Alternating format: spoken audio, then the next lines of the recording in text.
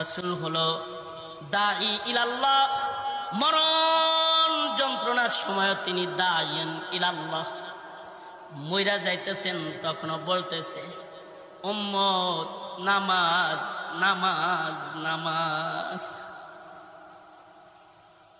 আজরাইলে যখন আল্লাহর রাসূলের রূহ কবজ করতেছে, ওই সময়ও তিনি দাঈন ইলাল্লাহ। তখন বলতেছে, উম্মত রে নামাজ পড়িস নামাজ পড়িস।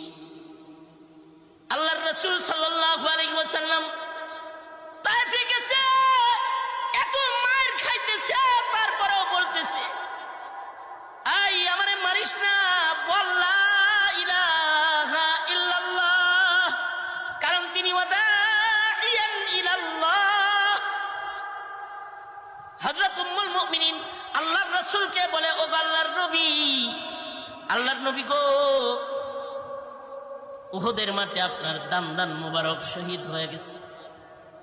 আল্লাহর নবী, উহুদে এত মায়ের আপনি খেয়েছেন, আপনার মাথার হাড্ডি ভাঙ্গা হেলমেটের করা মাথার ভেতরে বসে গেছে, আপনার গায়ের রক্ত ঝরছে, কত কষ্ট আপনি উহুদে করেছেন। ও আল্লাহর নবী, এর চেয়েও ভয়ঙ্কর কোন কষ্টের দিন কি আপনার জীবনে গেছে? আল্লাহর রাসূল বলে, হ্যাঁ, এর চেয়েও ভয়ঙ্কর কষ্টের দিন গেছে। তায়েফে দাওয়াতের দাঈ ইলাল্লাহ হয়ে যখন আমি তায়েফে দাঁড়াইছিলাম, আর ওদের বলেছিলাম, অবুজরা রে, ওইদিকে দোজক যাস না, ওইদিকে আয় আয়, লা ইলাহা ইল্লাল্লাহ, আমি আল্লাহর নবী, আমার উপরে বিশ্বাস স্থাপন কর, ইবাদত কর, আল্লাহর দিকে আয়, দোজকের দিকে যাস না।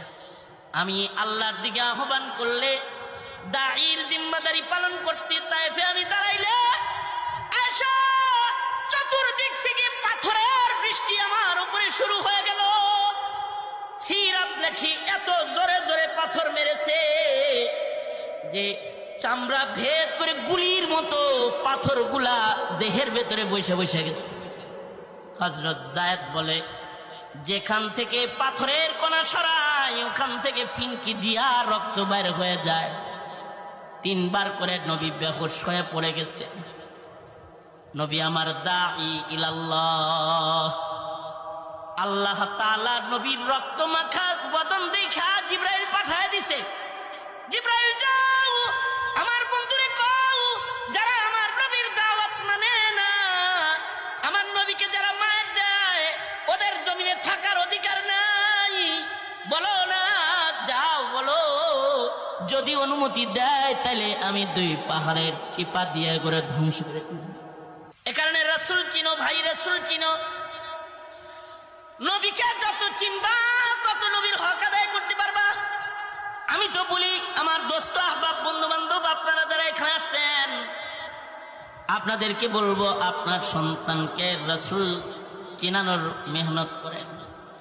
আপনার সন্তানকে দেব দেবী চিনানো হয়, আপনার সন্তানকে গোমাতা চিনানো হয়, আপনার সন্তানকে ট্রান্সজেন্ডার শেখানো হয়, আপনার সন্তানকে ডারউইনের মতবাদ চিনানো হয়, কিন্তু আপনার সন্তান মহানবীকে চেনে না, আপনার সন্তান বিশ্ব নবীকে চেনে না।